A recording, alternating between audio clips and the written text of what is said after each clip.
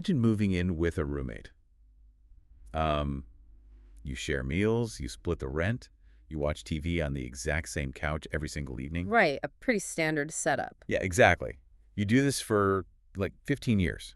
You know their routine down to the minute. But there is a massive catch. Okay, what's the catch? This roommate has taken a vow of absolute silence. I mean, they never speak a single word to you. Never. Wow, that sounds intensely stressful. It really is. Now imagine you are solely responsible for keeping them alive. You are in charge of their medical care, their diet, their physical therapy, and, their mental health. So you're just totally in the dark. Completely. You have to figure out if they have a migraine just by observing how they shift their weight when they stand up, or if they have a stomach ulcer based on how they look at a bowl of food. That is, wow. Right. That is the terrifying everyday reality of living with a dog. And the psychological burden of that silent responsibility is immense. When you lay it out like that, it really strips away the romanticized version of pet ownership. It really does. Yeah. Because we usually frame the human-dog relationship around, joyous romps in the park or tossing a tennis ball. Exactly. But beneath that surface layer of joy, there is this low-level, constant hum of anxiety for the caregiver. Yeah. We are dealing with nonverbal creatures operating within our highly verbal human world, and the diagnostic landscape we are forced to navigate is incredibly murky. Which is why today's deep dive is so vital. We are taking a stack of sources that challenge everything we assume about dog health, canine instincts, and how these animals actually experience the world. It's a really fascinating collection of data. It is.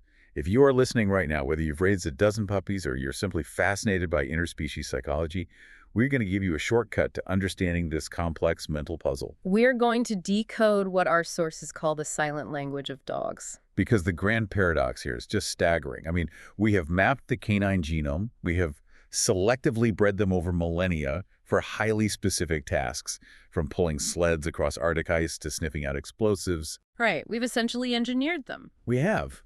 Yet you can stand in your own kitchen, look at an animal that sleeps at the foot of your bed every night, and have absolutely no idea what is happening inside its head. The irony is that we assume thousands of years of coevolution would have solved this communication barrier. Right, you'd think we'd have figured it out by now. You would naturally think that humans and dogs surviving together, hunting together, and guarding each other would have resulted in a seamless two-way informational exchange. Yeah, like a shared language. Exactly. But evolution is intensely pragmatic.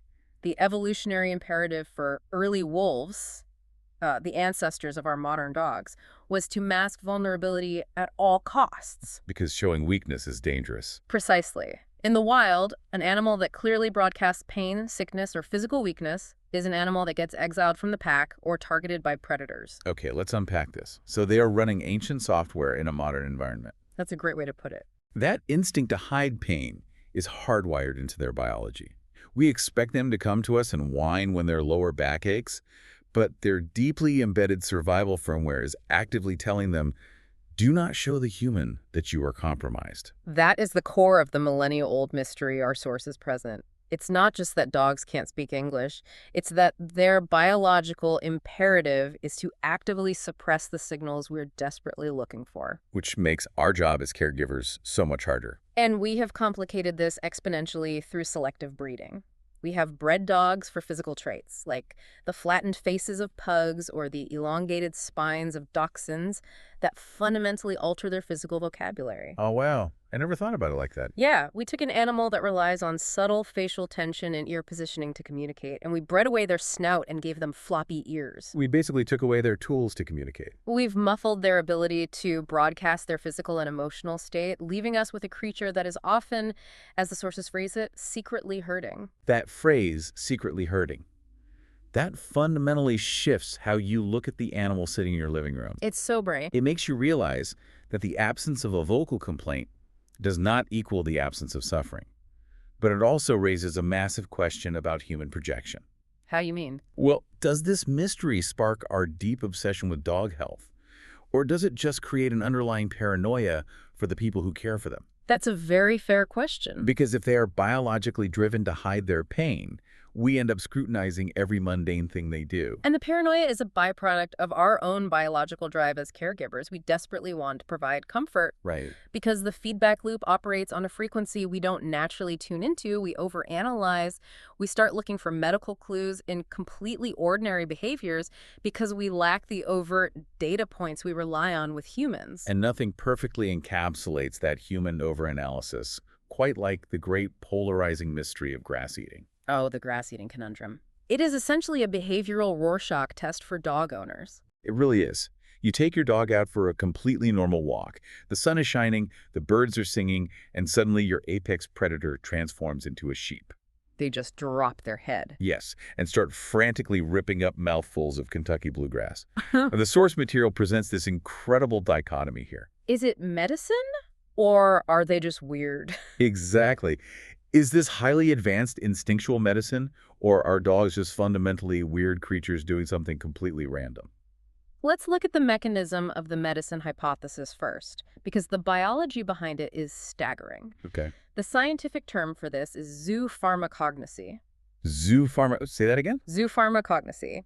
It's the process by which non-human animals autonomously manage their own health by seeking out natural remedies. Oh, wow. We see it across the animal kingdom. Pregnant lemurs will eat toxic plants to kill off parasites before giving birth. Macaques will ingest specific types of clay to neutralize toxins in their diet. So the theory is that dogs are tapping into that same ancient instinctual pharmacy. Precisely. The canine olfactory system is so profound that it possesses a secondary scent receptor called the vomeronasal organ. Which does what exactly? It detects chemical signatures that our human noses simply cannot comprehend. When a dog is experiencing gastrointestinal distress, perhaps an imbalance in gut bacteria or excess stomach acid, the theory suggests they are chemically drawn to specific plant alkaloids in the grass. That is wild. Furthermore, the physical structure of the grass blade is crucial here. They aren't just chewing it up, they're often swallowing it relatively whole. Because the physical texture of the blade does something specific once it hits the stomach. Yes. The coarse edges of the grass blades mechanically irritate the gastric mucosa, the lining of the stomach. Okay. This physical irritation sends a rapid signal via the vagus nerve directly to the medullary vomiting center in the dog's brain, triggering a powerful emetic response. So they are making themselves throw up on purpose. They are purposefully ingesting a mechanical irritant to force themselves to purge whatever is causing the underlying gastric distress. If this hypothesis holds true, grass eating isn't just a random habit. It is a highly sophisticated, autonomous medical intervention. Here's where it gets really interesting, though. I hear the science on zoopharmacognosy, and I respect the vagus nerve connection, but I have to push back hard on this. All right, let's hear it. Are we falling into the trap of our own modern biases? We live in a society obsessed with wellness, supplements, and biohacking our way out of every minor ailment. That's true. We are very health-focused right now. When we see a dog eating grass, I worry that our biased human brains immediately project our own medical anxiety onto them. We assume they must be self-medicating because that's what we do. You're suggesting it's a form of anthropomorphism, assigning human motivations to an animal's actions. Exactly. Think about human sensory habits. I chew on the plastic cap of a pen when I'm reading a dense email. I'm not doing it because my body has a severe microplastic deficiency. I'm not trying to cure a stomach ache. I'm doing it because I am slightly bored, I need to focus, and the tactile sensation of the plastic snapping against my teeth provides sensory feedback. That's a really good point. So why can't a dog just enjoy the texture of wet grass snapping in its jaws? What if the dew on the grass just tastes good? The sources mentioned the just weird hypothesis, which posits that maybe it's completely unrelated to digestion. And the sensory-seeking counterargument is incredibly robust. Dogs explore the world primarily through their olfactory bulb in their mouths. Right, everything goes in the mouth. When a dog tears up a clump of grass, they are interacting with the soil microbiome, the moisture content of the dew, and the scent markers left by other animals. It's like reading the morning newspaper for them. Exactly. Plus, a dog's stomach is incredibly acidic, much more so than a human's designed to break down raw meat and bone.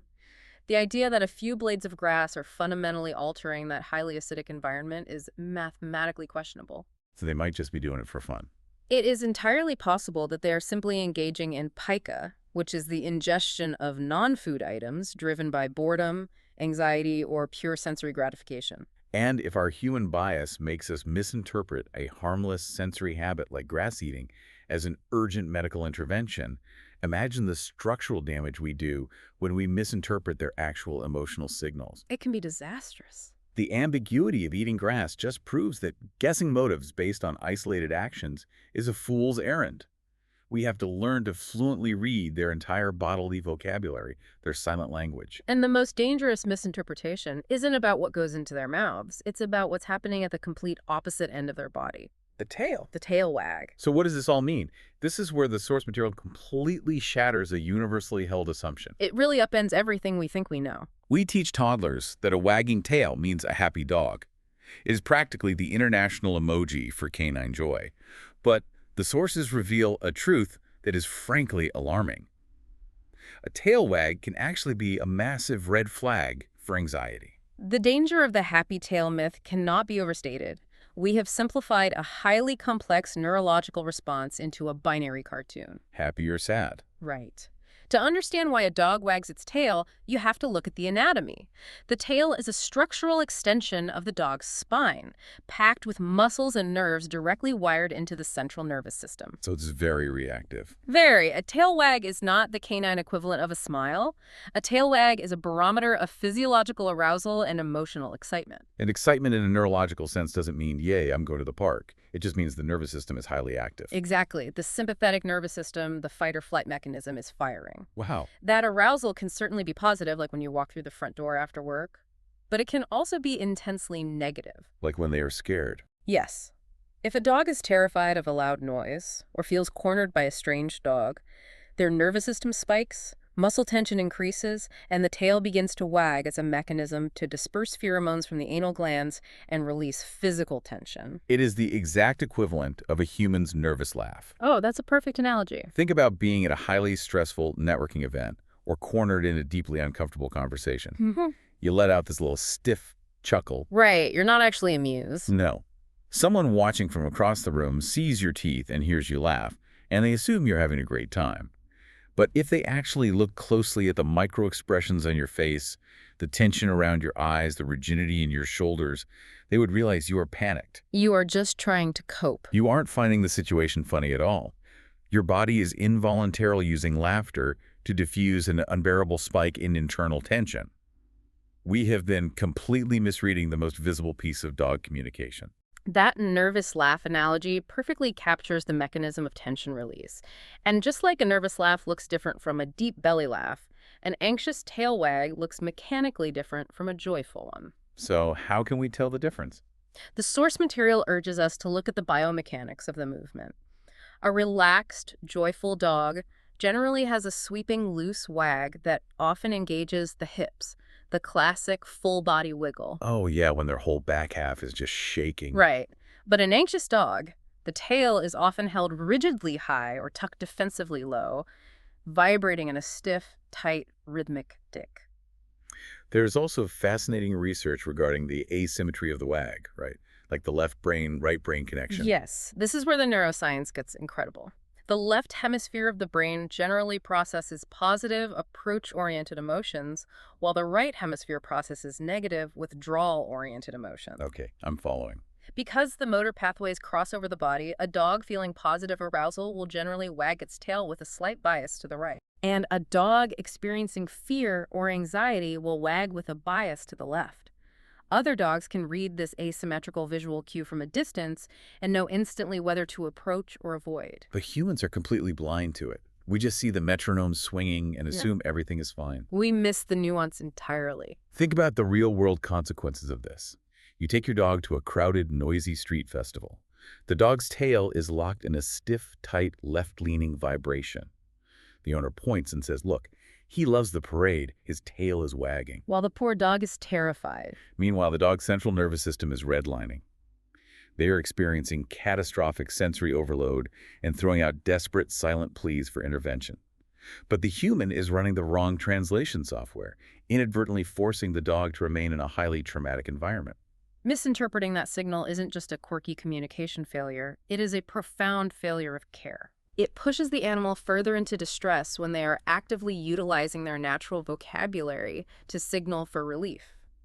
If we fail to read the tension in the base of the tail, the pinned back ears, the rigid posture, we are violating their trust.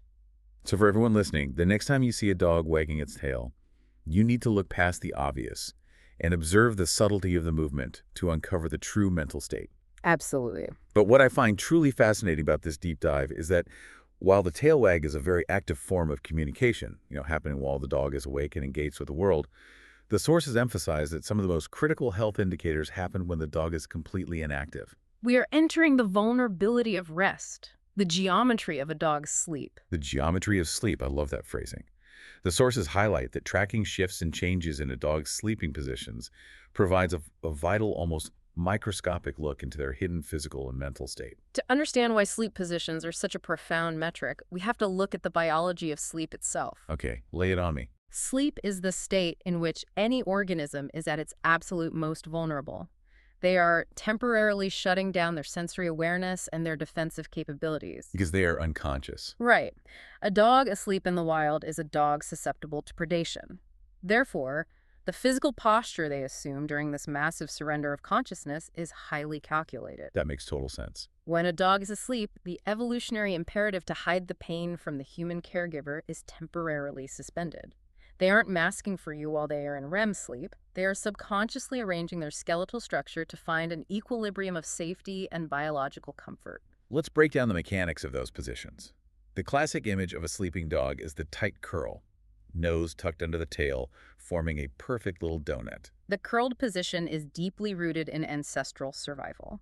Biomechanically, it accomplishes two vital things. First, it maximizes heat conservation by minimizing the surface area of the body exposed to the air. Like wrapping yourself in a blanket. Exactly. Second, it protects the vulnerable, soft organs of the abdomen. The vital organs are shielded by the spine and the thick musculature of the back.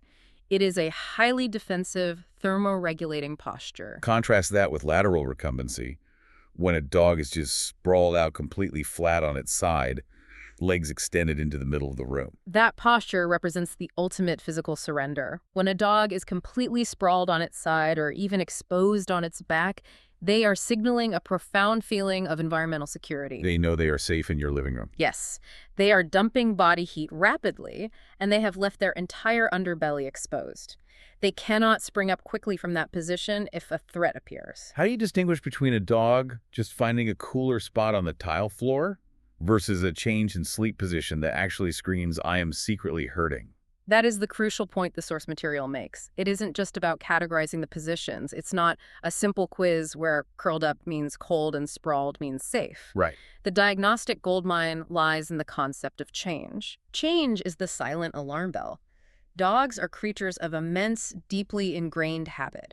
They establish baselines of comfort. If your dog has slept curled in a tight ball every single night for 6 years, and then over the course of a week they begin sleeping rigidly stretched out on a hard floor, that deviation from the baseline is a massive data point. Let's apply a human analogy to understand the mechanics of this. Think about how you sleep when you have a severely sprained ankle. Okay. You don't just sleep in your normal position.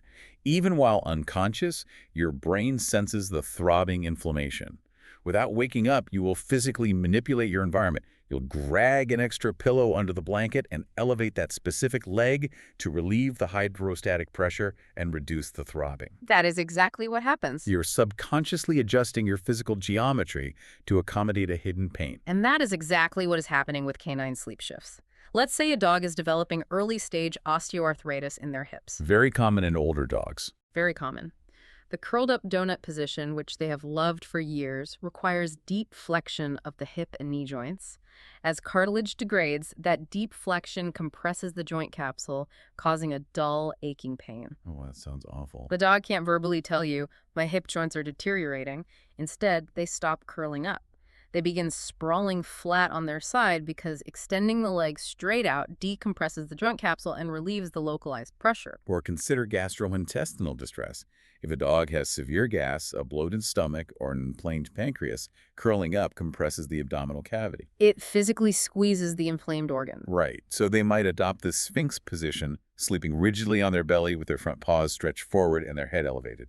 The Sphinx position relieves pressure on the abdomen and can also open up the airways if the animal is experiencing respiratory difficulty or fluid in the lungs. Wow. When you observe these subtle changes in resting geometry, you are actually watching a physical manifestation of an internal crisis. The change in the pattern is the silent scream. Which completely reframes the responsibility of the person living with the dog. It turns you from a casual observer into a necessary detective within your own home. You cannot be passive. You have to be constantly baselining their normal behaviors so you can identify the deviation. It's a lot of work, but it's vital. And this leads us to the absolute crescendo of today's deep dive. When you synthesize all of this, the millennia of masked pain, the frantic ingestion of grass, the anxious tension of the tail, the subtle geometry of sleep, you reach a profound realization about how we view animal health. We realize that we have been viewing dog health through an entirely fractured, highly mechanical lens. Treating them like biological machines. Right. A joint hurts, we give a pill, the stomach is upset, we change the food. But the source material posits a much grander, holistic paradigm. A dog's health isn't a series of isolated physical ailments. It is a complex, deeply interconnected mental puzzle. Let's trace the unbroken chain of cause and effect here, because this is the massive aha moment that ties the entire biological framework together. We tend to separate the mind and the body, but in this silent language, they are inextricably linked. Let's follow a hypothetical localized stress response using the elements we've discussed. Okay, set the scene. You take your dog to that crowded street festival. The dog exhibits a stiff, left-leaning, anxious tail wag. That is a psychological state of distress. Right. Because you misinterpret the wag as joy, you keep the dog in the overwhelming environment. The prolonged psychological stress triggers the sympathetic nervous system to dump massive amounts of cortisol, the stress hormone, into the dog's bloodstream. And cortisol is highly inflammatory. Exactly. The spike in cortisol alters gut motility and disrupts the microbiome, leading to acute gastrointestinal distress. The dog is now experiencing physical nausea. Which leads us to the grass. The next morning, driven by the discomfort in their gut, the dog engages in zoopharmacognosy. They go out to the yard and frantically eat grass to mechanically induce vomiting. The inflammation from the cortisol also exacerbates a latent, low-level arthritis in their lower back. That evening, because their abdomen hurts and their spine is throbbing, they abandon their normal, curled-up sleeping position and sleep rigidly on the hard floor to decompress their joints. It is an absolute cascade of psychosomatic dominoes. A psychological stressor at a parade perfectly translates into a geometric shift in how they sleep on your rug. And if you are only looking at the dog through a mechanical lens, you treat the symptoms in isolation. You scold them for eating grass. You buy a softer bed for their back. You're just putting Band-Aids on it. You are treating the endpoints of the cascade while remaining entirely blind to the environmental and psychological trigger that initiated it. The paradigm shift is recognizing that treating dog health cannot be limited to a sterile physical exam. Because of their silent language, their mental state and physical state are two sides of the exact same coin. Decoding their psychology is the only way to heal their biology. When you put it all together, the rigid sleep, the anxious wag, the frantic grazing, it's not just a list of random goofy quirks. It is a highly localized stress response. It changes everything. This framework entirely changes the relationship between humans and dogs. It respects the dog as a deeply complex psychological being rather than just a biological pet that happens to inhabit our space. It forces us to transition from being owners to being active, empathetic translators. We are bridging a communication gap that evolution failed to close over the last 10,000 years. It is a profound responsibility, but mastering that silent language is arguably the most rewarding aspect of sharing your life with another species. For everyone listening right now, I want you to reflect on your own interactions with animals. Look at the dog sleeping under your desk or waiting by the door, and realize the immense depth of what they're experiencing. By learning to observe these subtle, silent cues, you are actively participating in piecing together an ancient, interspecies puzzle. It's empowering, really. It really is. So, to briefly recap the massive ground we covered today, we've moved from the broad millennial-old mystery of hidden canine pain through the specific behavioral enigmas of eating grass, anxious tail wags, and shifting sleep positions. And we finally realized that dog health is a deeply intricate mental puzzle. We covered a lot of ground. We did. But I want to leave you with one final provocative thought. Something to deeply consider the next time you are simply sitting quietly in a room with your dog. What's that? If a microscopic shift in how they fold their legs while sleeping, or the subtle muscular tension at the base of a wagging tail, are actually vital components of a rich, silent language. What else are we missing? What other entirely mundane, everyday behaviors are actually a massive, undiscovered vocabulary waiting to be translated? That is a fascinating question. Think about the specific clicking rhythm of how they lap water from their bowl. Does the cadence change based on their stress levels? Wow, I never thought of that. Or what about the exact guttural tone of the heavy sigh before they lay their head down at the end of the day? Could the frequency and pitch of that sigh be as communicative as a human sentence? Are we surrounded every single day by an absolute symphony of canine communication that we simply haven't learned how to hear yet? The vocabulary is undoubtedly out there, broadcasting constantly. We just have to be willing to study the dictionary.